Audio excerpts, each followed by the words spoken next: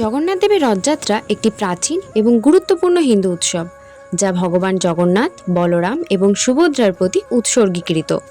এটি প্রতি বছর আষাঢ় মাসের শুক্লপক্ষের দ্বিতীয়া তিথিতে অনুষ্ঠিত হয় এবং এই উৎসবে বিশাল আকারের তিনটি রথে ভগবান জগন্নাথ, বলরাম ও সুভদ্রার মূর্তি স্থাপন করে শোভাযাত্রা বের করা হয়।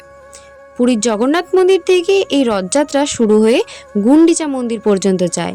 এই রথযাত্রা ভগবান জগন্নাথের মর্তে শুভযাত্রা এবং ভক্তদের জন্য আনন্দ ও মঙ্গলের প্রতীক। কিংবদন্তির অনুসারে রাজা ইন্দ্রদন্ত ভগবান বিষ্ণুর মূর্তি প্রতিষ্ঠার জন্য পুরীতে জগন্নাথ মন্দির তৈরি করেন। জগন্নাথ, বলরাম ও সুভদ্রার মূর্তি তৈরি করার পর রাজা তাদের রথে করে গুন্ডিচা মন্দির নিয়ে যান, যা ছিল জগন্নাথের মাসির বাড়ি। এই ঘটনা থেকেই রথযাত্রার সূচনা হয়। রথযাত্রা ভগবান জগন্নাথের লীলা বা ঐশ্বরিক কার্যকলাপের অংশ। এটি ভক্তদের কাছে ভগবান জগন্নাথের পৃথিবীতে আগমন এবং ভক্তদের সাথে মিলিত হওয়ার একটি বিশেষ উপলক্ষ।